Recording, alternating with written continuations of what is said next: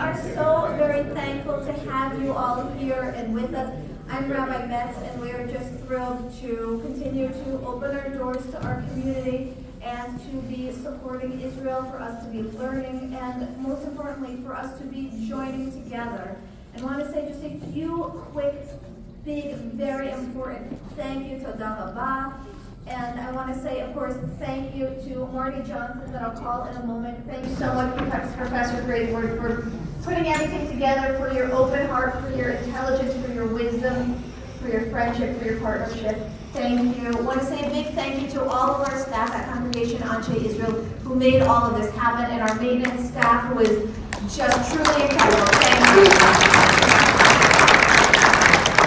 Along with Marty and along with Professor Graizbord, I also want to say a big thank you to Paul Patterson and to all of those who are helping to keep us safe and who have made sure that we here can have a caring, kind, understanding, wonderful place for us all to be and to learn.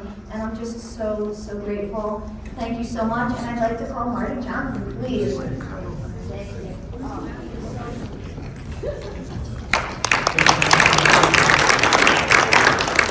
Good afternoon. My name is Marty Johnston, and I wear many different hats. My work hat is here at Anshe Israel at the front desk, where for the last 2 years I have worked as the afternoon receptionist. A couple of months ago I took off my work hat and I put on my friend hat, and I asked Rabbi Metz and Deborah Lytle, our executive director, if I could organize a lecture. They said yes, but I needed to do it wearing my congregant hat. A lot of balancing of hats.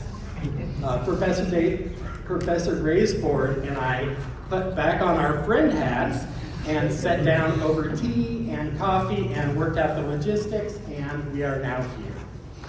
Yay.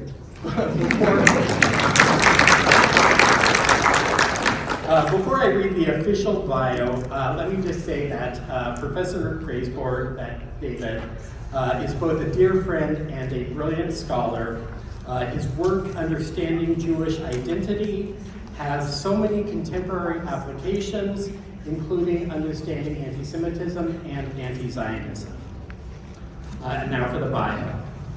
David Graizbord, a historian, is professor of Judaic Studies and director of the Arizona Center for Judaic Studies at the University of Arizona.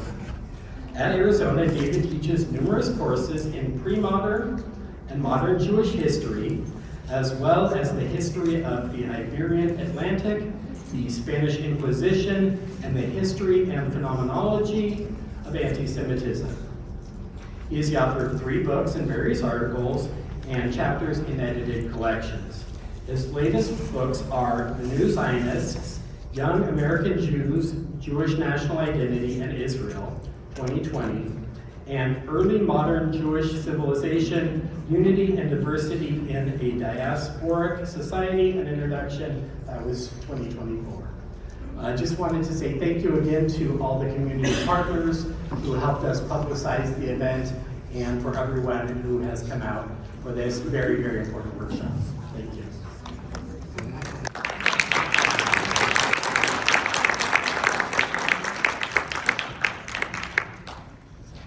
Okay, thank you, Marty, very much. Thank you very much, Rabbi Metz. Thank you, Congregation Anshe Israel.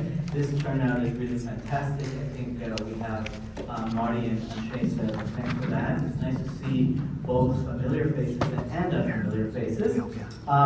As Marty alluded to, I originally envisioned this as a small, intimate workshop, but there's so many of you that I'm afraid I can't run it quite like a workshop. I think I'm simply going to ask questions as I go, and I hope that you won't be shy about answering them. I don't pretend that I have all the questions, much less all the answers. I think several of you know already my positions or can guess them accurately, but I'm fundamentally not here to preach or to convince you of anything. I'm simply here to stimulate your thinking, and hopefully to encourage you to do a couple of things that I'll outline in a moment. Okay, so let's see if my slide advancer works. Actually, I won't press it just yet. Let's start with a question, okay? This is called, is Anti-Zionism anti-Semitism? By show of hands, how many of you lean currently in the direction of saying that anti-Zionism is anti-Semitism? Wow, that's quite a majority. Okay, how many of you lean in the direction of saying that anti-Zionism is not anti-Semitism? Okay, that's a quorum, okay? How many of you, and by the way, people can answer more than once, okay? How many of you say, I don't know? Okay, that's also a bit of a smaller quorum. How many of you would say, it depends? Okay, all right, good. Okay, that's actually very good. I was afraid that we would have too much of a consensus already from the beginning. For those of you who already have a leaning, not necessarily a definitive leaning, but a leaning in one way or another, would you care to share why you're here, particularly if you already kind of know what your opinion is?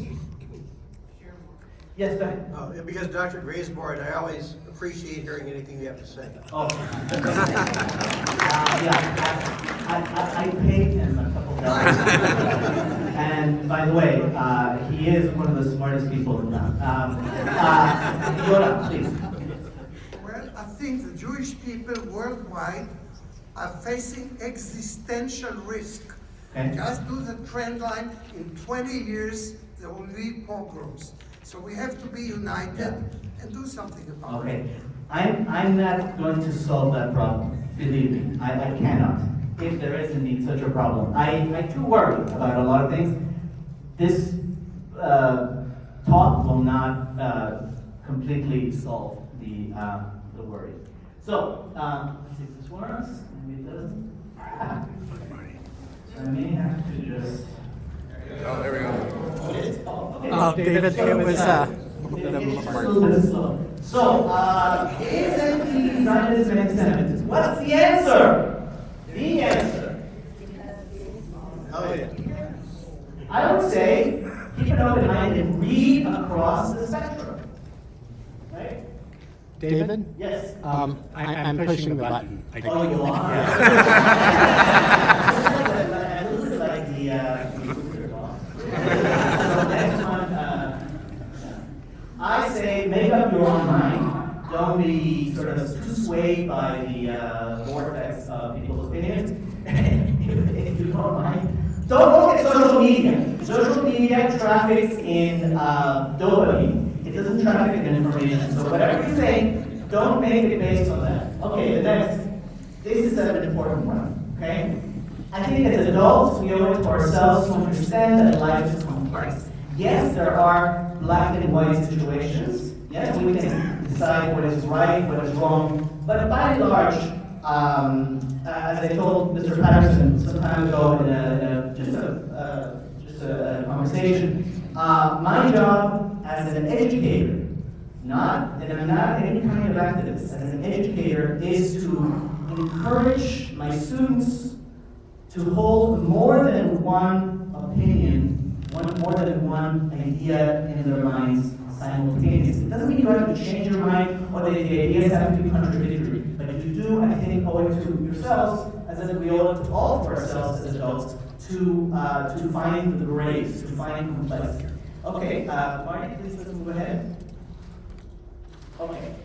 So if you want to just push the button a number of times, Marty, this is a list of resources that I put together for you. I was going to make massive numbers of copies to give to all of you. I didn't have time, so what I would like to do is just tell you to contact me or contact Anshe Israel, and I'll be happy to provide you with this list. Okay? Both people who say anti-Semitism is, for all intents and purposes, anti-Zionism and vice versa, and those who say, no, anti-Zionism and anti-Semitism are two different things. Okay, next slide, please. Okay, so my agenda here is very simple. First, I'm going to throw out some definitions. That's because we have to understand, or at least you have to understand what I'm talking about, even if you find the key terms differently than I do. Secondly, yes, I'm going to describe the phenomena that attend to these definitions. And lastly, I'm going to suggest, if we get to it, it's a long program, if we get to it, I'm going to offer an explanation, a multifactorial explanation for some of the phenomena. Okay, next slide, please. Okay. So, what is anti-Jewish sentiment? Notice I'm not saying anti-Semitism. What is anti-Jewish sentiment? I define it as negative and hostile perceptions and behavior that is directed towards Jews, or what is considered to be Jewish, or people who are considered to be Jews, right? And Jewish culture. It is also the refusal to accept Jews collectively as normal. In other words, somebody who harbors anti-Jewish opinions might say, well, some of my best friends are Jewish or something like that. It doesn't mean that that person is, let's say, is immune from harboring some negative opinions of Jews as a collectivity. Next. Jews' collective culture and identity, according to those who harbor ill will toward Jews, according to them, it has something basically illegitimate, objectionable, and distasteful. Right? How objectionable, how distasteful really varies according to the latest, but nevertheless, this is, I think, where most anti-Jewish opinions concur. Next. Okay. Now, what is anti-Semitism? Antisemitism is a word that is now used broadly to describe any form of anti-Jewish animosity in any period of history. Strictly speaking, that's not correct. That's not very accurate. Antisemitism is a specific form of racism that developed in the 19th century. And it accompanied the scientific revolution and the industrial revolution, and that is partly why it still does use the trappings of the language of the hard natural sciences, as well as the soft social sciences, and it is usually expressed, was in the 19th century, but even today is expressed in terms of mass politics, and usually it's articulated in language of political virtue, political progress. So very often, anti-Semites from the 1880s onward will use words like the popular will and the liberation of the masses and human and national rights and so forth. This is part of the lexicon of anti-Semitism, which is essentially a mass political ideology. Now, why did the purveyors of anti-Semitism, who, by the way, were very proud of the fact that they were anti-Semitic in the 19th century, why did they use science, both social science and natural science? Well, mostly because they wanted to present themselves as rational individuals, people who were intelligent, decent, and therefore respectable, people who were, who were up with, they were in with the program, right? They were up to date. In other words, they didn't inherit some religious prejudices. They didn't believe necessarily that one ought to hate Jews because, quote unquote, they killed Jesus or anything like that. No, they wanted to say that they had a scientific, an empirical basis for their objection to Jews. Specifically, the purveyors of modern anti-Semitism sought to disenfranchise Jews in some fashion. To kick them out of clubs, to bar them from the opera, to remove the vote when it had been granted to them, to prevent them from becoming full citizens where they had not become full citizens, etc. The man pictured here is the coiner, the person who coined the word anti-Semitism. A German publicist who shared with his peers what they called Judenhasse, or Jew hatred, but he wanted to give this anti-Jewish position of his the patina, if you will, of scientific respectability. So he borrowed concepts from linguistic anthropology to argue not that there are simply Semitic cultures and non-Semitic cultures, but that there are Semitic races and other races, for example, the Aryan race, okay? Now, the PUE, there's no such thing as a Semitic race. So anytime I hear somebody say something about, having a Semitic nose, I go, well, you just swallowed this guy's stuff. Okay? So, again, the idea was to give anti-Semitism, of which Wilhelm Bach was very proud to give it the imprimatur of science. Okay, next. All right. Now, we tend to associate anti-Semitism, modern anti-Semitism, with the hard political right, with people like Wilhelm Bach, and of course, ultimately the Nazis. However, in the 19th century, also in the 20th century, this was very much a widely shared position on Jews. Here, for example, we see the statements of two gentlemen who form the ideological foundations of, on the left, socialist anarchism, and on the right, what is still called scientific socialism. The first is Jacques Fourier. He wrote The New Industrial and Social World in 1829, and he argued, quote, "The Jews, with their commercial morality, are they not the leprosy and perdition of the body politic?" Notice the recourse to almost to quasi-scientific or pseudo-scientific language, right? The language of disease rather than of religion or theology. Okay, Marx, who was born into a Jewish family, but whose father converted to Lutheranism in order to be able to practice law in Prussia, and who, therefore baptized the young Marx, wrote the following, quote, "In the final analysis, the emancipation of the Jews is the emancipation of mankind from Judaism." Okay? For Marx, Jews as a group, almost as an abstraction, embodied everything that was wrong with society in his view. For him, Jews were the arch-capitalists, the super greedy, the embodiment of everything that was wrong and needed to change in the world for it to become free. Okay, next slide, please. Now, I have to warn you about anti-Semitism as a phenomenon. I've quoted three people who were quite radical in their dislike of Jews. However, number one, not all forms of anti-Jewish animus, be they anti-Semitic or not, or eliminationist. Not every anti-Semite said Jews have got to be purged from society. No, some of them said, no, it's fine that they have the vote. It's fine that they're now called citizens. We just don't want them to lord over everybody. We just don't want them to, to be too uppity. Okay, next. Now, the fact that we usually, as citizens today, we learn about anti-Semitism through the lenses of the Shoah, of the Holocaust, usually means that a lot of the more genuine forms of anti-Jewish animus are obscured. Okay, now I'll define those terms in a moment. Next.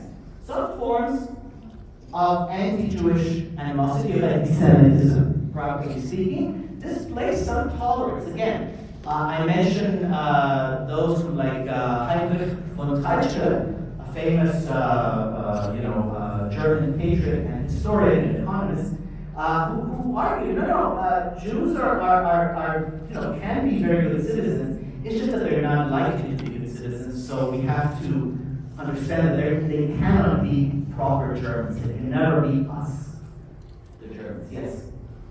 Now, all anti-Semites and many post-anti-Semitic thinkers and writers all propose, or at least hint at a critical solution to what in the 19th century was called the Jewish question.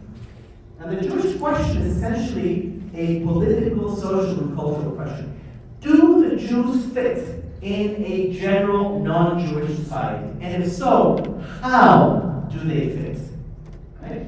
So again, some said, well, they fit, but not as type A people. Some said, no, they don't fit at all. And as you know, the Nazis answered in the radical negative. Not only do they not deserve a place in society, they simply cannot be tolerated, and either they have to be excised from society or they have to be physically eliminated, because if they remain, they will poison the body politic. Next. Now, in any case, whether the anti-Semite is a quote-unquote moderate or a radical or somewhere in between, there is a broad consensus that Jews must concede something that they, or at least most of them, consider to be valuable to them and basic to themselves. Okay, in other words, Jews are not acceptable as is, right? there's no such thing as the perfect equality of the, the American Declaration of Independence. We hold these truths to be self-evident that all men are created equal. No. Not all men are created equal. Some own society, and some, therefore, have a right to tell others what they must do to be part of society. Okay, let's just be clear. All right. So, what do I mean by genteel bigotry? Let's sample this statement by our former president, poor man who just got diagnosed with aggressive cancer. He said about his boss, Barack Obama, I mean, you got the first mainstream African American who was articulate, bright, and clean, and nice looking guy. I mean, that's a storybook, man. How's my impression? No, terrible. Okay. So this is what I mean by genteel bigotry. So, oh, he's a black dude. Oh, he's clean. Whoa. Nice. Okay. Next. Now, since we're talking about forms of bigotry, whether they're anti-Jewish or anti-Semitic specifically, I think it's important to understand bigotry in the broad sense. Bigotry has the tendency to, next item, to betray its irrational foundations. Next. First, it is a highly discriminatory form of discourse, right? It discriminates against X as a group, against people with blue eyes, against people with dark skin, against people who hold X politics, whatever, okay? It is also usually very contradictory and obsessive. In other words, the bigot seldom can be talked out of the fervor with which he or she embraces the bigotry. Next. The style of bigotry, especially in these, social media drenched days, is highly polemical, ultra-rhetorical. This is what is you might say colloquially known as trolling, right? People like to troll. Some days ago, I asked my staff to put, my department staff to put a notice on our social media about an upcoming talk by my colleague and dear friend Leonard Hammer. And we got something like 129 thumbs up from even some people in this room. And we got something like 300 trolls. Some were probably bots, but many of them were probably just very ill people somewhere in middle America out there who wanted to let me know, or wanted my department to know, that Jews are just horrible, that we want to destroy everything, that we are, ape-like, that we eat children for breakfast, and that we especially hate Arabs and want to do them harm, and that's the basis of our politics. Yeah?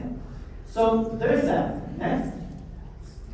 Bigotry has a very strident tone. It is often outraged. It is often tearful. Now, Marty saw an early version of this, and he said, "Why do you use the word lachrymose? What are you, sort of pedantic?" So I changed it to tearful. This means that people who are, notice the demonstrations, right? Of any political, hue. If they're very, very emotional, I'm not saying that people are wrong to be emotional. Sometimes it's very justified, but I can tell you that those who are bigoted are usually very, very emotional. Screw you! You're killing the baby! You're killing the kids! Okay, next. These bigots are usually fixated on whatever the accuser's ideology considers to be the worst possible thing in the world. Next item. The worst thing about society and life. So, for example, Marx. What was wrong with the body politic? Well, the Jewishness of the body politic, the materialism, the capitalistic, greed in the body politic. For for the capitalists, what was wrong with the body politic? Wow, there's these awful Bolsheviks, these radical, weird, workers who just want to destroy the good, the bourgeoisie, and who don't understand value and who just want handouts. These Bolsheviks. These are what the Jews represent. If you are, you're an anti-racist, then what are Jews? Well, they're a bunch of racists. They're white. Yeah. What if you're a, whatever. You name it, right? Whatever you wish to define as the worst thing about a society, that is what you define, that is what you classify as Jewish. There's a very good book, by the way, by David Nerber, whom I invited to town some years ago, called Anti-Judaism. And he calls it Anti-Judaism, the Western tradition. I think he makes a compelling argument that in Western society, at least, there has been a tendency to Judaicize that which one feels is unacceptable, right? In other words, it's not that people who hate Jews are actually talking about real life Jews of blood and bones. They've created chimeras to explain to themselves what is wrong with society. Anyway, so bigotry tends to be sweeping, essentialistic, and totalizing. And this again defies the counter-argument, oh, but some of my best friends are Jewish, right? Because ultimately it's the Jewish problem that has to be solved, the Jewish state that has to be attacked, the Jewish this, the Jewish that. It's a very broad sweep of the brush. Yes, next one. Also, bigotry relies on crude and specious reasoning, okay? What do I mean by this? By crude reasoning, I mean simplistic reasoning. Yeah, that's a very Manichean way of thinking. These people are absolutely bad. They are irredeemably bad. Blacks are unbelievably stupid. Mexicans are unbelievably, lazy. Women cannot drive if they get paid for it. Whatever the heck you're thinking is absolute. Right? It's a very simplistic way of thinking. It lends itself to emotional excess. Okay, next. There's a lot of contentious misunderstanding here, a lot of distortion. Okay? I once saw a Mexican guy steal a TV. From that it follows that all Mexicans are lazy bastards who want to steal your nice stuff. Okay? Believe me, I'm Mexican, I know. Okay? So this is the kind of misunderstanding, distortion, illogical qualities that attend to bigotry. Next is. Okay, so let's go back to anti-Jewish animus. There are a number of very valuable definitions online and everywhere provided by scholars, by activists, by others. I want to just introduce you to one with which some of you may be familiar because I find it useful. It tends to be, it is a practical definition, one that, in a sense, argues how one can determine what and who is an anti-Semite and who isn't. So Natan Sharansky, the former prisoner of Zion, he argued for what he calls a 3D test. And you can press the 3, Marty. Demonization, delegitimization, and discrimination in the form of double standards. If one of these qualities is in evidence, then you can reasonably suspect that the purveyor of the thought, of the opinion, may harbor anti-Jewish sentiments, and in other words, that they may be bigots. Next, please. Okay, so here I have two examples about which I would like to comment. I don't know if you can all see this. On your right is a fellow by the name of Norm Finkelstein, who used to be in the faculty of DePaul University and eventually got kicked out of DePaul University for, some kind of intellectual malfeasance. At any rate, he's made a career of writing anti-Zionist, attacks. And among the things he said, for example, that Israel is Genghis Khan with a computer, and he's also said, quote, Israel is a satanic state. So, according to the 3D test, or according to any other definition that you wish to embrace, would you say that that is an anti-Semitic state? This is a trick question. Anybody? Is that statement anti-Semitic? Yes. Yes. Okay, why? Demonization. Okay, at least we see some, some traces of the idea that there's an entire country that is demonic, literally satanic. Okay, so that's demonization. So even if you don't call it anti-Semitic, there's some bigotry there. There's an attempt to categorize an entire group of people with the worst possible adjectives. On your left side, your right side is a couple of images that I gleaned from somebody else's presentation. It's I guess a post by a group called Jewish Voice for Peace, and basically this group is selling its merch.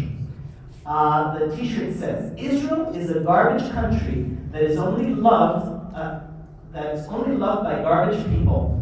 It was founded on ethnic cleansing, apartheid, and settler colonialism. Its flag is a symbol of white supremacy." And then below, on the right, there's another T-shirt that says, "All Zionists are racists, every single one." Okay. Another trick question. Would you say that this is a form of bigotry or even anti-Semitism? Yes. Anti-Semitism. Well, some people say yes, so explain yourselves. Or forever hold your peace. Tony. It's a generalization that all people have to believe one thing. There's no diversity of thought. Okay, there's no diversity of thought. It is a totalizing judgment. It is deeply pejorative, right? So it is hostility in one of its most obvious guises, I would say. Even if you give credence to terms like settler colonialism or to ethnic cleansing or whatever, you have to somehow allow for the possibility, if you're not going to be branded a bigot, that there's variety. That not all Israelis, not all Jews, not all blacks, Hispanics speak with the same voice. Okay, next please. Okay, now, we've talked a little bit about anti-Semitism and anti-Jewish animus generally. Now, what on earth is anti-Zionism? I think to answer this question, we have to answer a prior question, which is, what is Zionism, and therefore, who is a Zionist? Okay? Please, next item. Okay. As I have to say, by way of disclaimer, in my professional opinion, right or wrong, and you can take this and go destroy it, yeah?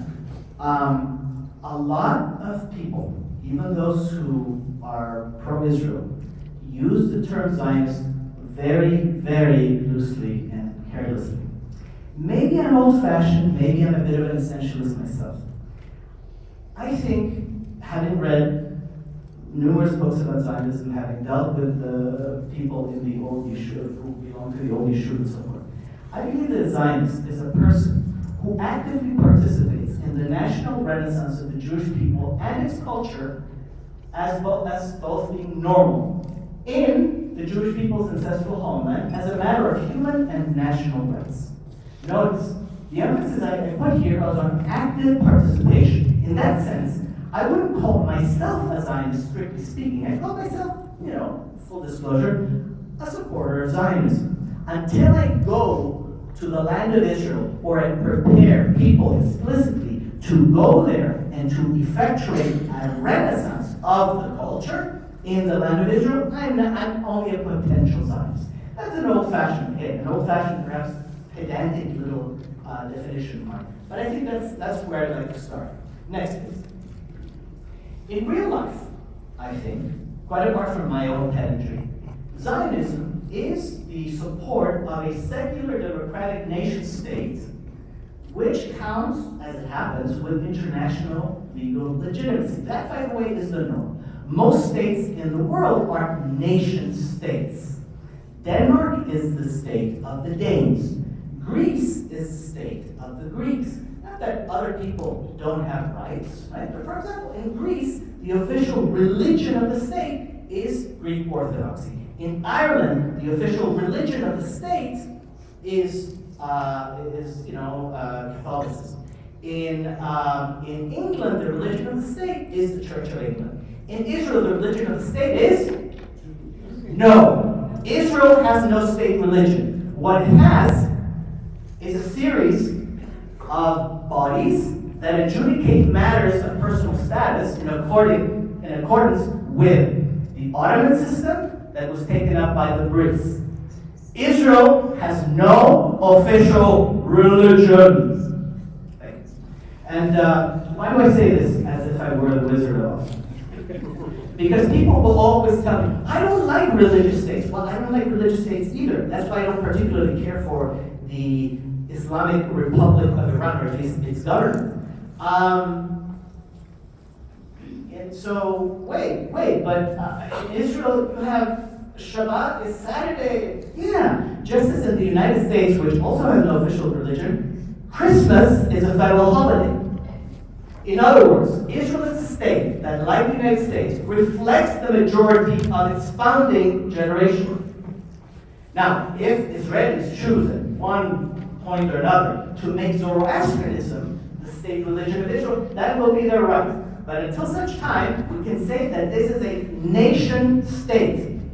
It's not a religious state. It is far less religious officially, institutionally, than England, Denmark, Greece, Ireland, etc.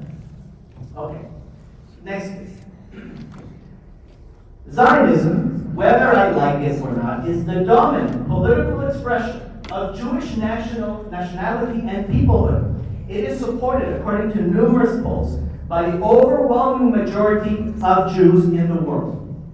I don't like it, tough on me. Next.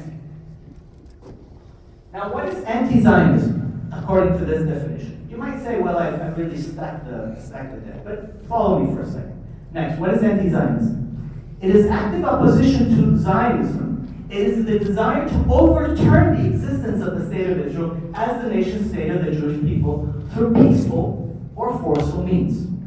Yeah? It's as if I were to say, I don't like England. I want England to disestablish itself. I want to create a new picked republic in which,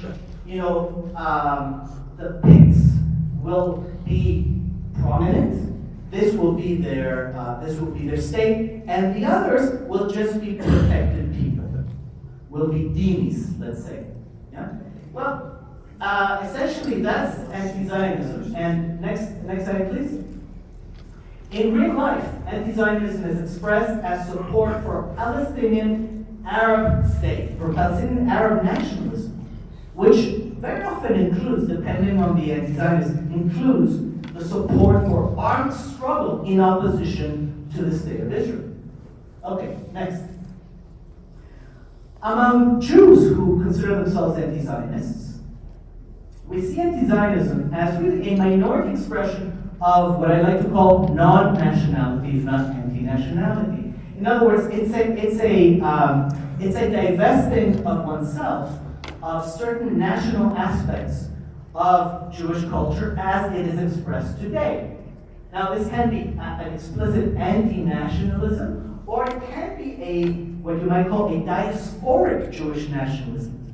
In either case, the point is to exalt the diaspora as the real, natural, essential condition of Jewishness.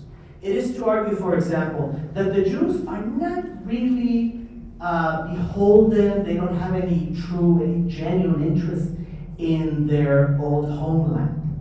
That what defines a Jew is being a minority among others and living in accordance with some sort of, political or ethical code that assumes the dispersion of and the relative political powerlessness of Jews as a group. Next.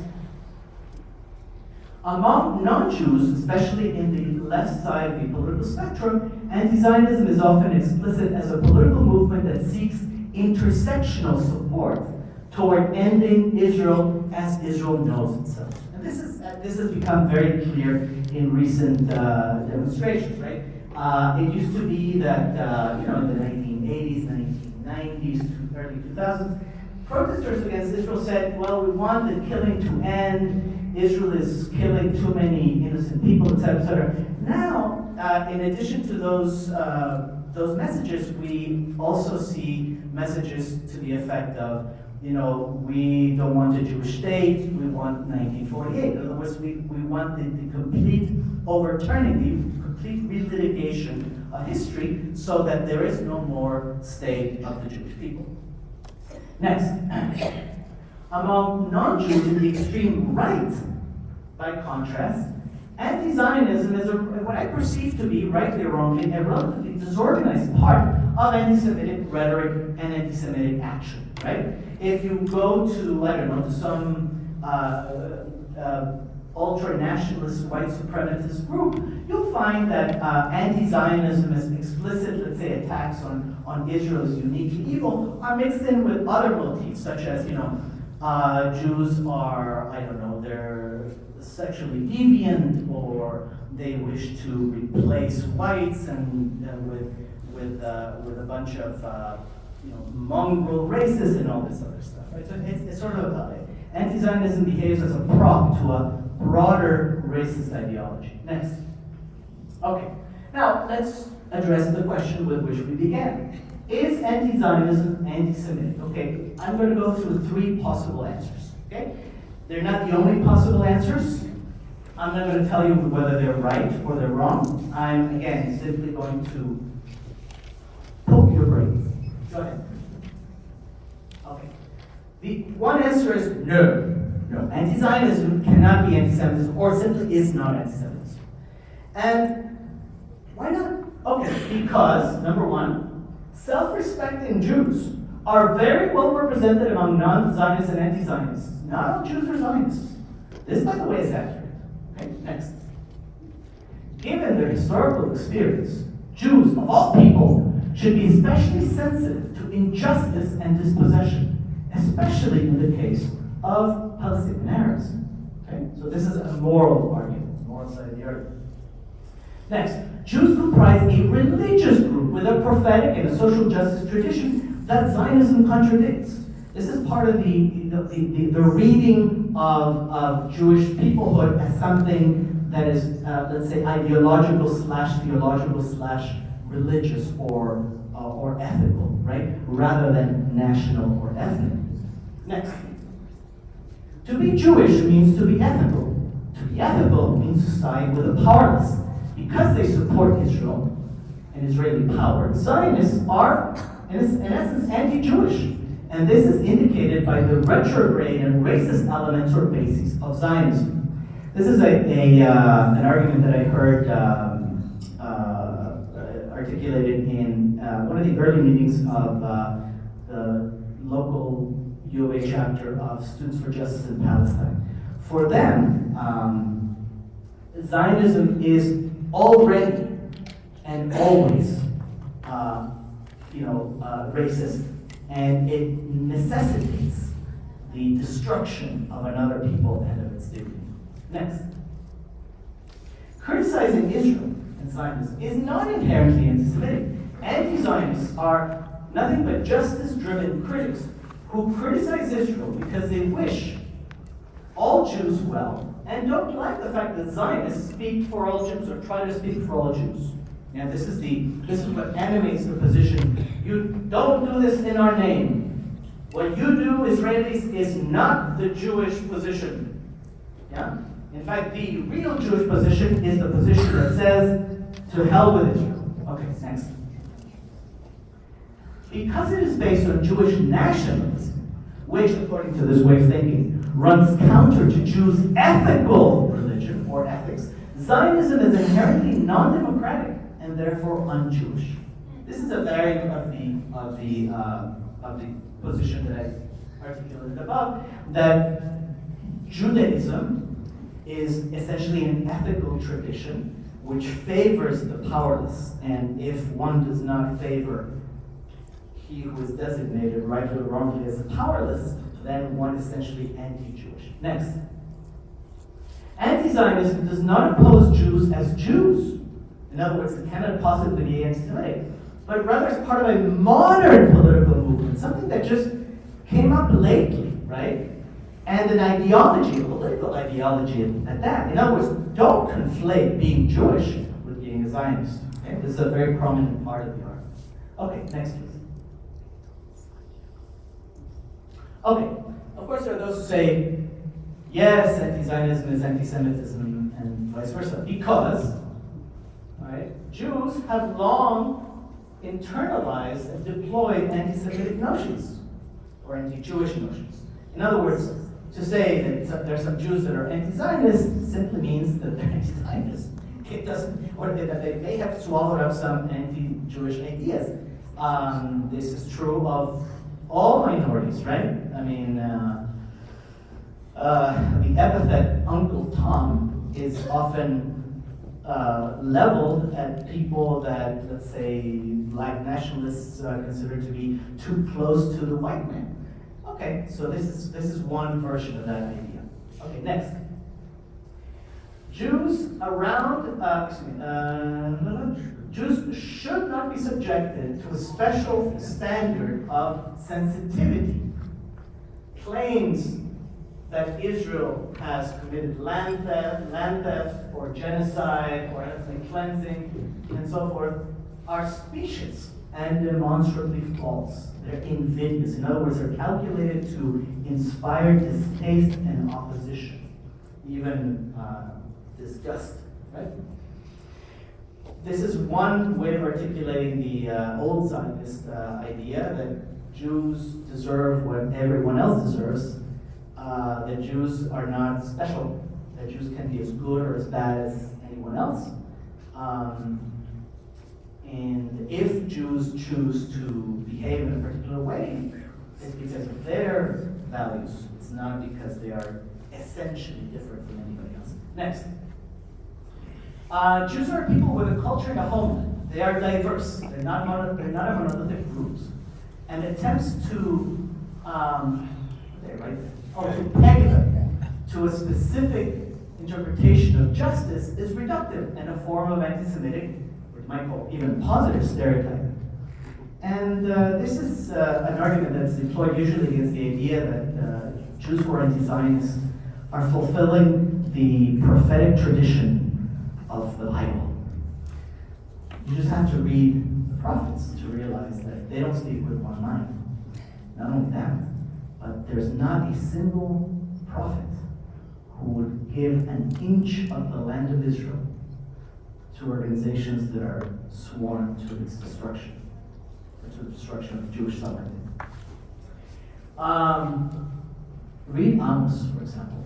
If you want your hairs to stand on end, think about how Amos assails the Edomites.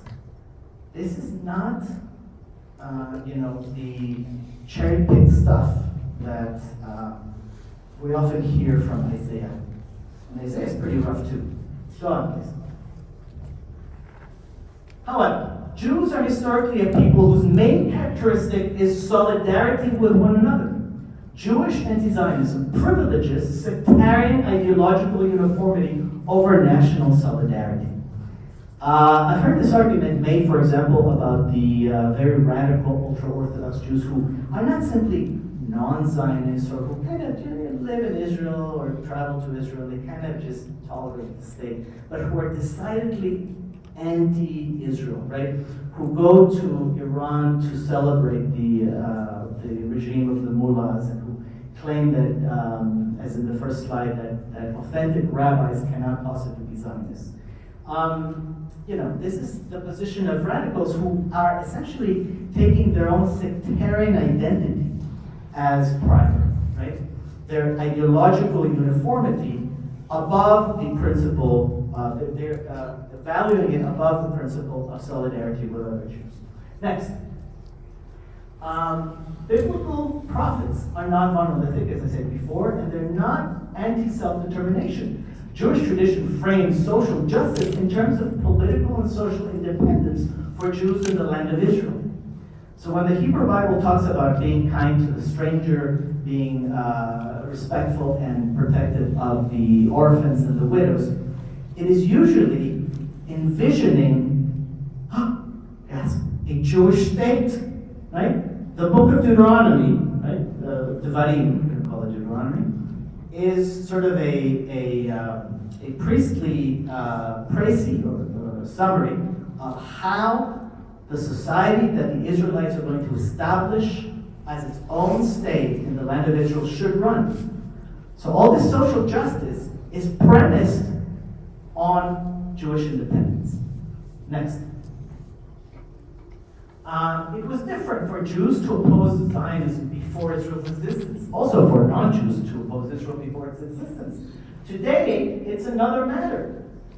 It's a recipe for Jews' political de-emancipation and even their mass murder, given the nature of Zionism's radical Muslim opponents.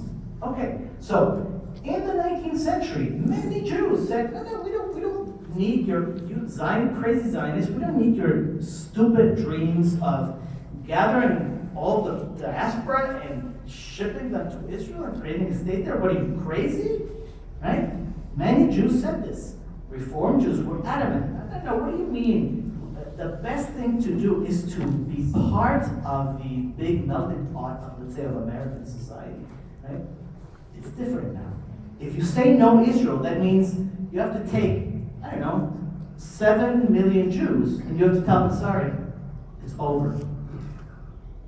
If that's going to happen, let me take off my supposedly neutral hat and put on a very partisan hat. If you want to do that, and you're in the United States, ask yourself why you pay taxes in a country that's built on the bones of Native Americans and on the backs of slaves. Rather than acknowledging that you are sitting on the land of the Tohono O'odham, give it the freak back. How about that? And then you preach to Jews about how they ought to deal with their history. Thank you very much. Okay, next, please. Okay, now I'm going to be Russian. Sorry. I'm betraying my own irrationality. That's the problem with Zionists. You know, they contradict themselves. They're really full of hatred. That's who they really are. Okay. Anti-Zionism is not innocent criticism. It's a categorical denial of Jews' internationally recognized right to self-determination in their ancestral homeland.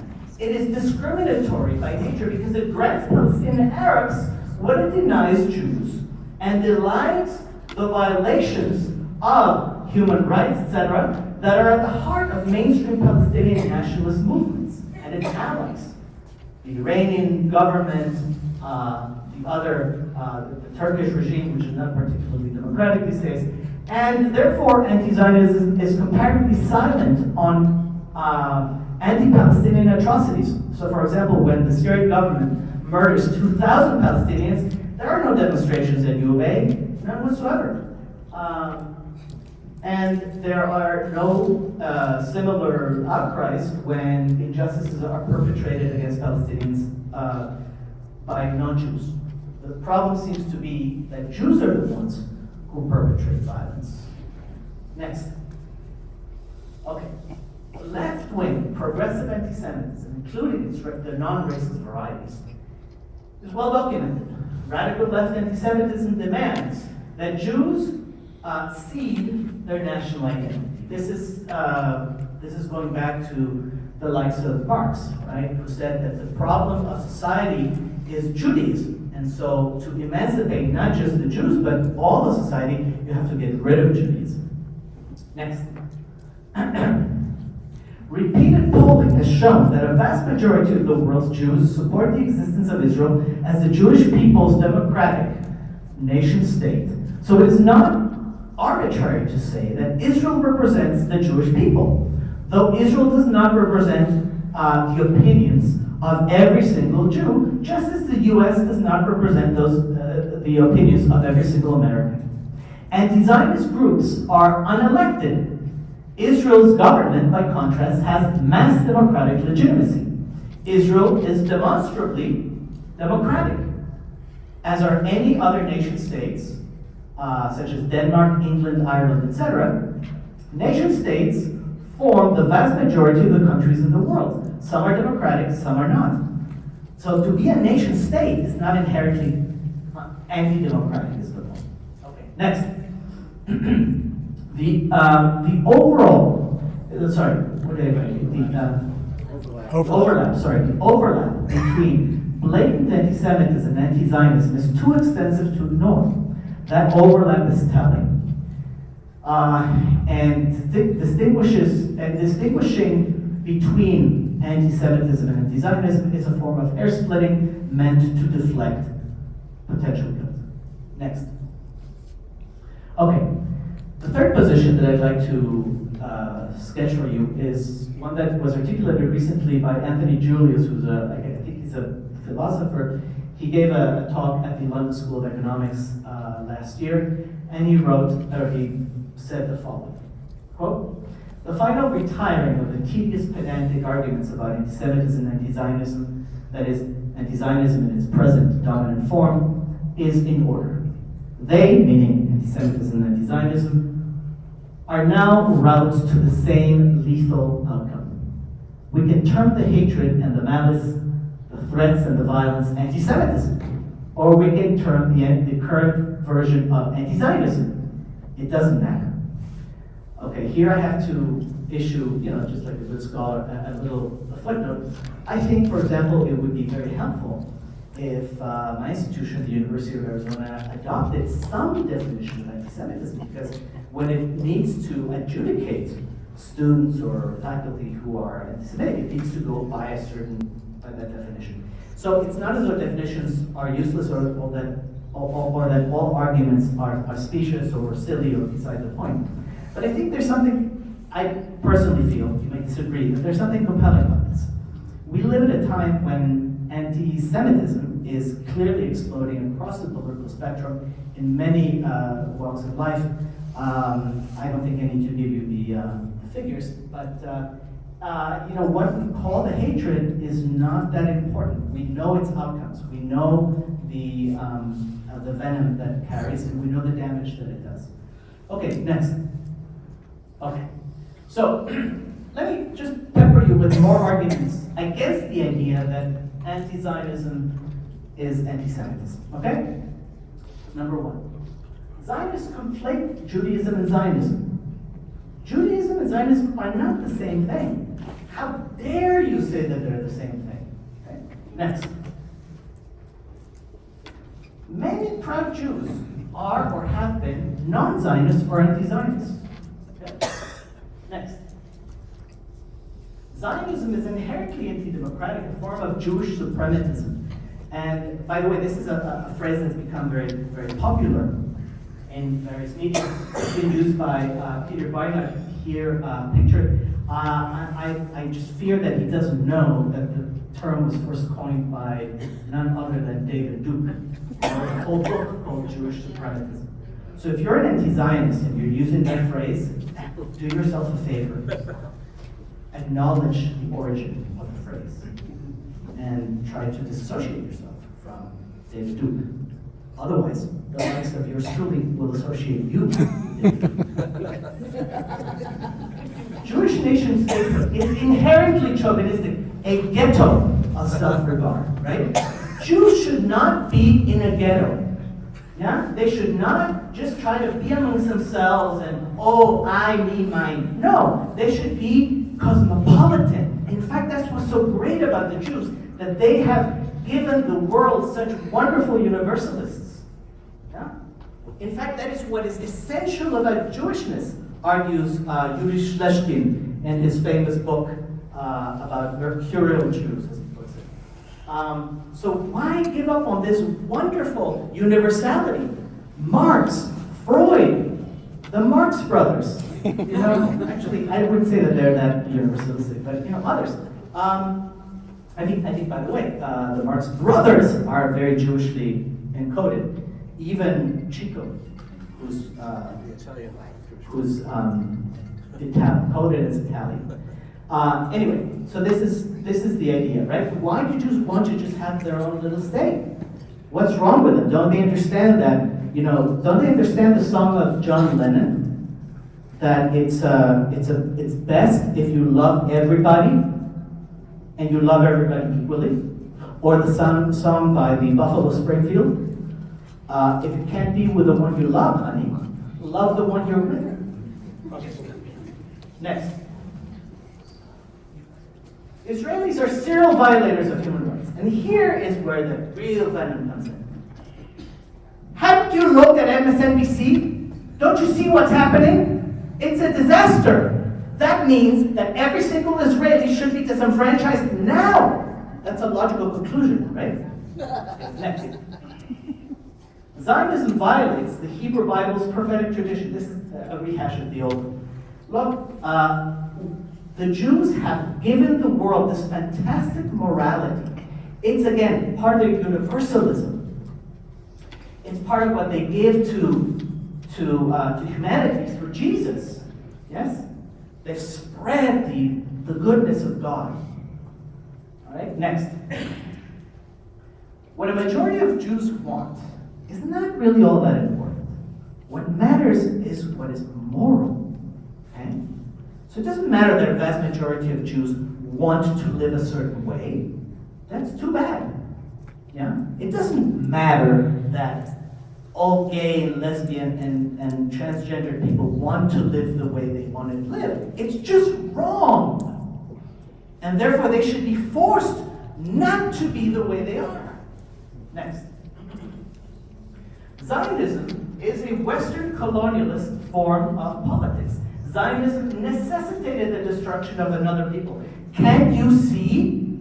700,000 Palestinian Arabs left or were expelled from their land. Yes?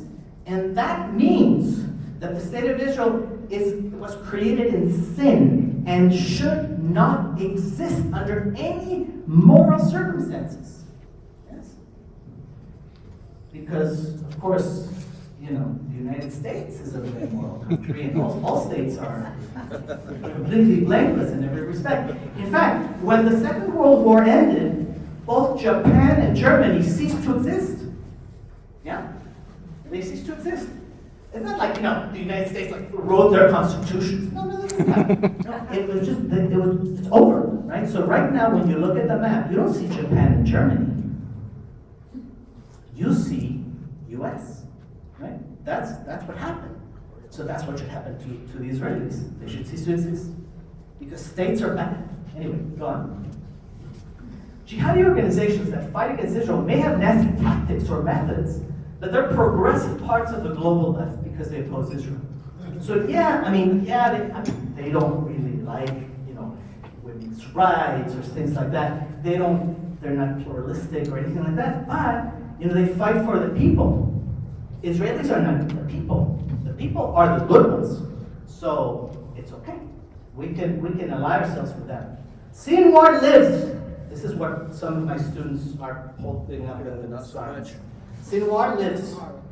Great Democrat. Anyway, Zionism is a Jewish pathology based on PTSD, fear, and ethnic animus. Yeah? PTSD. It makes Jews paranoid. It makes Jews think that there's an anti-Semite under every rock. That's what's wrong with Jews. Their idea that they've been persecuted throughout history is a fallacy. Nothing like this has ever happened. Or at least, you know, it's been misunderstood. Go on. Israel has no legitimacy, period. This is not really an argument, it's an assertion. But it follows from all the foregoing. Next. Jews are politically ethical only in a civic democracy. Anybody, what's a civic democracy? Name a civic democracy. United States of America. This is not an ethnic state. This is not a nation state. It's a state in which, or a state of states, in which people subscribe to a particular political or civic ideology, or at least allegedly so. I dare say that I'm not sure how many people actually subscribe to it these days, but whatever. The point is that what unites Americans is not we're all, you know, Danes or we're all Germans who all speak a certain language that is unique to the Americans or anything like that. No, it's commitment to democratic institutions and to a certain understanding of the need to maintain those institutions, not so much by force of arms by force of their legitimacy, of their how do you say the respect that they receive in the lives of each and every one of us. Right? As I said, civic democracies are not the norm; they're actually quite the exception. To argue that Jews should force themselves to live under civic democracy is an interesting idea, partly because no one does, other than Americans. Anyway, legitimate or authentic Jewish culture is an expression of political powerlessness, of ethical spirituality, of perpetual subalternity. It's a kind of embrace of otherness. Yeah, it's because you know what it is to be under somebody's boot that you justify your existence. Okay? So these are arguments that the likes of Peter Weigand have put forward, and many other, especially Jewish anti-Zionists put forward. Next. To illustrate the point, let me give you the cases of Judith Butler, who is, I would say, nominally Jewish, and the provocateur philosopher Slavoj Žižek. Okay, so Judith Butler, as you may know, is the #1 feminist theorist, or has been for some decades. To the best of my knowledge, she didn't identify as a Jew at all until she started to write specifically against Zionism. And this is what she has written. Quote, "To be a Jew is to be departing from oneself, cast out into the world of the non-Jew. Jews can only arrive at ethical relationality, and by extension, the critique of political Zionism through the self's dispossession." Okay, this is as clear as the light of day. You have to dispossess yourself. You have to be powerless. You have to embrace powerlessness in order to be a genuine Jew. Slavoj Žižek was even more pointed. Oh, actually, let's read on Butler. Jews must disenfranchise. Oh, actually, this is my summary of what Judith Butler is doing. Jews must disenfranchise themselves politically as a group in order to be truly and ethically Jewish. Okay, but let's look at Žižek. Very interesting, this fellow. I was once in a presentation by him at the University of Michigan, and man, he had people rolling in the aisles. Everybody was just slap happy. To put it succinctly, the only true solution to the Jewish question is the final solution, their annihilation. Because Jews are the ultimate obstacle to the final solution of history itself, to overcoming of divisions in an all-encompassing non-national unity and flexibility. Notice the use of these very pregnant terms, Jewish question and final solution. Does this remind you of anything? I mean, for me, this is pure Marx. Okay, next. The irony is that Jews sometimes stand for the stubborn attachment to their particular life form, and sometimes they stand for a homeless and rootless cosmopolitanism indifferent to all particular ethnic forms. In plain English, this means, gee, I know some Jews who are really not particularly Jewish, they're really universalists, but sometimes they seem to be kind of clannish and, I don't know, next. Perhaps this Jewish struggle is our central struggle today, the struggle between fidelity to the messianic impulse and the reactive politics of fear. Remember, Jews have PTSD, which focuses on preserving one's particular identity. Preserve your identity, that's reactionary. What you have to do is give up your identity if you're Jewish. Because I, Slavoj Žižek, I'm a very proud Moldovan. I'm unashamedly, he writes, committed to the messianic standpoint of the struggle for universal emancipation. This is universalism. Okay, next. How are we doing, by the way? I've been talking for a long time. Anybody have any complaints? You stupid! Anything like that? No, or any? Oh, yes, please. Oh, John. Okay, so on the theme of anti-Zionism. Yes. Can everybody hear? Yeah. I'll speak up. Okay. So I was curious as what your reaction would be to this. Zionism is developed as a nationalist theory in the 19th century context which other European states are developing their sense of self. Yes. Marxism, of course, completely rejects that entire process. Right.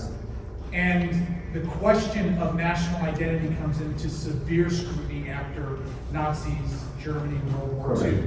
particularly in the United States. Yes. Isn't it therefore conceivable, I'm still manning a very terrible position, but isn't it therefore conceivable that anti-Zionism is not anti-Semitism for people who believe that nationalist identity shouldn't exist, period? Yes. Okay, very good question. It's very well put. So John raises a very important point, right? Particularly in the aftermath of the Second World War. Could you repeat the question, please? Okay, so I hope I can do justice to the question. So, is it possible that anti-Zionism is not anti-Semitism for some people who are, let's say, in principle opposed to nationalism as an evil, right? As a destructive tendency, right? Is that fair? Is that more or less what you said? Okay, well, so the answer is this. Not the answer, but an answer that I will give is the following. Certainly, there's a way to read nationalism as a political ideology that lends itself to chauvinism, right? And I don't mean sexism. I mean the idea that your kind is better than the other kinds. This is a problem of all nationalisms. It's a problem of Zionism. It's a problem of Palestinian Arab nationalism. It's a problem of American nationalism. So, is it possible that for some people, being an anti-Zionist is simply a token of being an anti-nationalist? They would say, yes, the problem comes with practice, with actual behavior. The anti-Zionists very seldom, if ever, object in any way, shape, or form to the existence of any state. What is more, they applaud and they support and they excuse radical forms of nationalism, among them Palestinian nationalism. So, in many cases, not all cases, I don't know everybody, in many cases I think the position is somewhat, shall we say, self-deluding at best, and hypocritical at worst. Yeah? There are those who say, I'm anti-nationalistic. Okay, great. Then divest yourself of your own nationality. See how that goes. Then object to the treatment of the Sami in Sweden. Then, complain when the Sudanese civil war results in the murder of hundreds of thousands. Do something other than receive your printed signs and your tent, your expensive tent, from the Qatari government. Yes, ma'am. I'm just gonna give a personal example Okay. in the sense, so I'm from Norway. Leftists generally love Norway, and these anti-nationalists, anti-Zionists are very comfortable celebrating my country of Norway and not so comfortable with my country of Israel. And one of, like, either you're an anti-nationalist or you're anti one particular nation. You got to kind of choose if you celebrate Norway. Norway is famously also a nation state. It also has a state religion. It has all of these other things, but you will like its politics. Right. I hope everyone has heard. I heard you perfectly. So, okay. So to play devil's advocate. I don't think everyone heard. Oh, okay. I'm sorry. So she gave the example of the point that I was trying to make, which is that many people who are against Israel in Norway still consider themselves, and I think with good reason, Norwegian patriots. And yet Norway is a nation state with an official religion and so forth.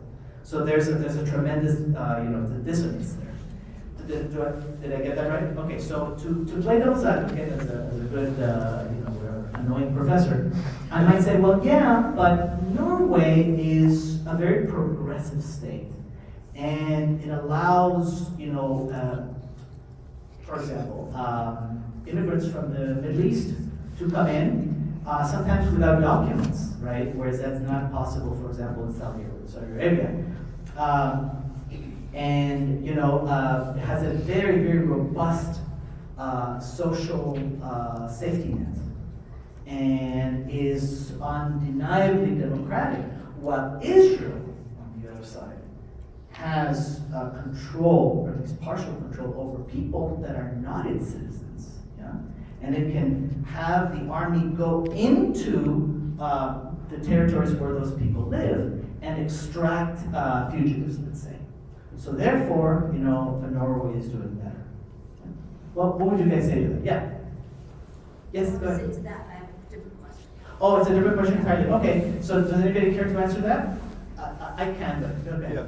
Well, Norway doesn't have a people living right on their borders who are trying to shoot Norwegians and blow up buses and pizza parlors. Norway, you want to? But this is precisely my point. Norway shares a Russian border. Yeah. So there's absolutely huge military presence on the Russian border Sure. for this exact same reason. Norway has an incredibly restrictive immigration policy, is pulled into the European Court for Human Rights for human rights violations all the time. These are exactly the same things that we criticize Israel for on the left, and yet the mighty Norway, the humanist beacon of the world, it does these same things. Perhaps this is not a nationalism problem, perhaps this is a problem of states sometimes are dysfunctional. I encourage you to record this and post it for the benefit of the students. Thank you. Jamie. As a retired teacher, I just kind of look at anti-Zionism and anti-Semitism from a different. We can't hear you. As a retired teacher, I look at anti-Semitism and anti-Zionism as two different definitions. Can a group, an individual, or a government be guilty of both? Absolutely. So they can overlap, but it's one or the other. So the response number 3 of it doesn't matter anymore, to those people that are one or the other, it's a disservice to them. To them it does matter, absolutely. It does matter. Yeah. That being said, when you were talking about we are not a Jewish state, we are a Jewish state. It's just semantics. It's a Jewish homeland. Jews have more rights there than It's a nation state. Okay, do in you that sense, it's a consider Jewish the 20 state. to 30 Muslim countries religious states? Some of those states, in fact, the majority of them have official religions. The PA has an official religion. The secularist Mahmoud Abbas is very clear on record as saying that the basis of PA law is Sharia. Now, I know that there are people in Israel, in the Knesset, in the cabinet, who would like Israel to be a religious state. That's why they're so adamant that this is where the country should go. The Smotrich, who is polling at 0 now, but is a very important part of the coalition, says outright, no, we should dump all these stupid secular laws and just apply halakha. That's what it. Yeah, but that he has to say that precisely because it's not a halakhic state, it's not a theocracy. It is a Jewish state, but you see, I hold, unlike most American Jews that I know, that Jews are people with a culture, and that culture has some elements that are anthropologically categorizable as religion. But this is not a religion in the Christian sense of the term. Okay. Right? So that's different. In my opinion, to say homeland of the Jews and say it's not a Jewish state is, it just, It's that kind of semantics. Yeah. Okay. In my opinion. Yeah. I would say the following, that, that it is true that Jews, right, that they've established a state culture and therefore a civic society that is largely influenced by their historical experience, which has a very strong religious definition, right? That is true. You're just proving what I just said. Okay. No, but you see, there's something very important here. The Rabbanut, the official rabbinate, does not have full legal leeway. Okay, in the same way that, for example, the state-sponsored Sharia courts of Israel. I'm not saying it's equal to the Muslim states. No. I'm saying that they're Wait. all religious states. Let me finish the point. So I'm saying that yes, the state acknowledges religion, it actually sponsors religion, right? But the only religion, and you might say, and it's true, that the Jewish religion has pride of place, not only because the Jews form a demographic majority, but because they operate on the basis of their historical experience that is very different than saying that Israel has a state religion. I'm sorry, it's an institutional reality. What about land? Palestinians who are allowed to practice, vote, and hold. Yeah, as I said, Israel supports Christian courts and Muslim courts. There's more than one Jewish language that is the official language of the country. So it is a nation state of the Jewish people, yes? And in that sense, Jewishness, not Judaism in the strictly religious sense, is dominant, right? But I would argue that in terms of the institutions and the law, it is not a Jewish state, it's not a halachic state, it's not theocracy. Yes? Would Israel exist as a nation state if it was not for Judaism? I don't use the term Judaism. I should have started differently. Where in the Hebrew Bible, where in the Mishnah, where in the Talmud do you find the term Judaism? Why am I saying this? Because it's a term that is foreign to Jews. It is a Greek term that is used by Jews to render themselves palatable and legible to non-Jews. Wait a second. I misspoke. Okay, go ahead. Okay? Would Israel exist as a nation state if it wasn't for Jews? Oh, no, of course not. That's okay. Right, of course not. I mean, in Israel, the term Israel is a biblical term. It refers to an alleged forefather that then became a nation, Bnei Israel. It refers to a land that nation considers to be its inheritance, which has recently, well, actually became a monarchy, also called Israel, and then eventually became a modern state. So absolutely, without Jews, there's no Jewish state, there's no Jewish anything. But that seems, I'm wondering why you're raising the point. I guess because we're going what I know, I did not mean to create a speed bump. The definition No, speed bumps are fine. No. Well, that's not why we're here, and what. No, I actually think that is why we're here. It's a matter of, whether to call it Jewish state or not, it's a matter of opinion. And I just disagree with you, so I say, so I don't. Okay, no, that's fine. Debate on that. Sorry. That's fine, Jamie, and I don't take this badly. I don't think of this as a speed bump. This is exactly what I had in mind when I thought about a workshop. So I'm curious why you asked the question as you have. Because it doesn't matter if it's an official religion or not. The country wouldn't exist. Correct, but my point is about official religion. Yeah, I think we have an issue here. In the United States, the Jews are acceptable as a religious group. When Washington wrote his famous letter to the congregation in Rhode Island, he said, look, you guys have freedom of, paraphrasing very bad, you guys have freedom of religion here. Relax, you're going to be okay. He did say, this is a multi-ethnic, mosaic. So the impact of the melting pot model of Americanism is still very strong, and Jews are again acceptable as a religious minority. But I think that does violence to their actual experience. Look, we don't speak of the, or I think anthropologists do now speak of the religions of, let's say, the Navajo, right? But if you talk to the Navajo themselves, they'll say, well, in our religion, we believe in these religious propositions, and we undertake these church-based or these, types of prayers in order to actualize those principles. No, they have a comprehensive way of life that doesn't really distinguish between a secular sphere of experience and a religious field of experience. The same is true of traditional Jewish life, which doesn't call itself Judaism. I said this in my last public talk, which was in front of a bunch of Jewish doctors. Jews, Stop thinking like Christians. We're not Christians.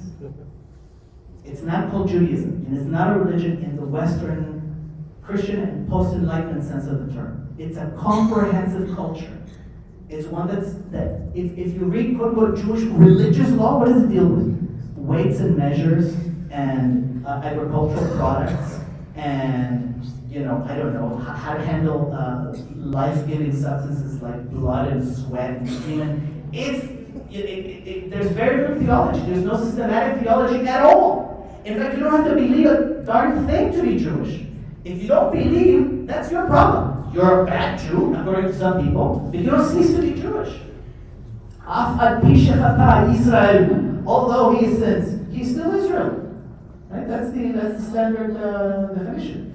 And you can say, for example, as Rabbi Joshua said, what is an Ish Yehudi? What is a Judean man? Well, that's somebody who rejects idolatry. That's what one guy said, but the other side said, whatever. There's the same kind of ideological, doctrinal, crispness that makes Christianity such a powerful system, a system that can really sweep through the world. By the same token, Islam.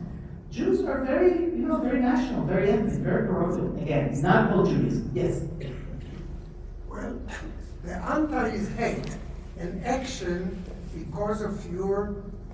So if you go with a Chai or David Starr in New York City, you may be hit. Nobody would ask you, are you pro-Israel or not? Why? It will be because you are quote one of them. They won't ask you. In Israel on October 7, there were Arabs in the ambulance service, and they were killed by quote their cousins or brothers. Nobody asked them, what's your religion? If you remember, Drew's kids were attacked and killed playing soccer on Shabbat afternoon. They were hit by the Hezbollah. They didn't check, what are you? What's your religion? So if you live in Israel, you're one of them. Now, there are people that hate Zionism, there are people that hate Jews, people that hate both, and there may be people that hate neither. But the key is hate, and hate should be fought before you have to kill it when it's young. Everybody said in Germany, they don't mean what the Mein Kampf said. You raise a very important point, right? Which is that no matter what people decide when they're trying to align themselves ideologically with this or that camp, reality actually functions rather differently. This is one very important point to keep in mind. To say I come across really sometimes like a ton of bricks, for which I could apologize, but I won't. And let me just say though, in a giving sort of spirit, that in reality, one does not have to either be pro-Palestinian or pro-Jewish or pro-Zionist. Yeah, one can assert the rights of both peoples, and to think in dichotomous terms is rather self-defeating. I think I'm sorry to say we are way over time, so I will give you the last laugh. Thank you. Gosh, I'm really, really over time, and I want to thank you for your listening.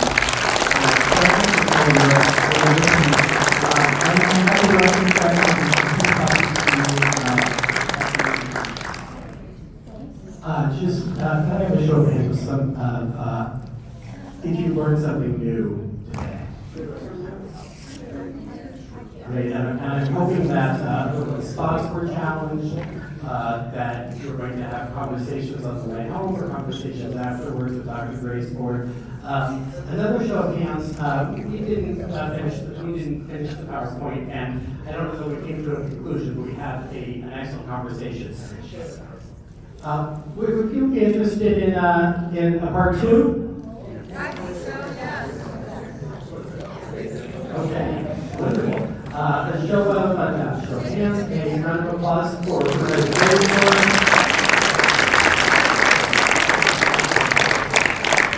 Thank you so much, Professor Graizbord. Thank you, everybody, for being here, for learning with us. We're so glad that you are here. And because I have met a group that has some Jews in it, I want to let you know we are so glad that you are here. You are always welcome. Come back and join us for any of the number of wonderful things that we do.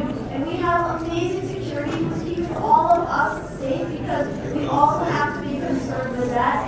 And they are going to be off the clock in a little while, so you don't have to run out. But walk out at your convenience. We're so glad that you're here. We look forward to seeing you again. Thank you so much, Professor Graizbord. Thank you so much, Marty. Thank you for everyone who helped to make this possible. Yes,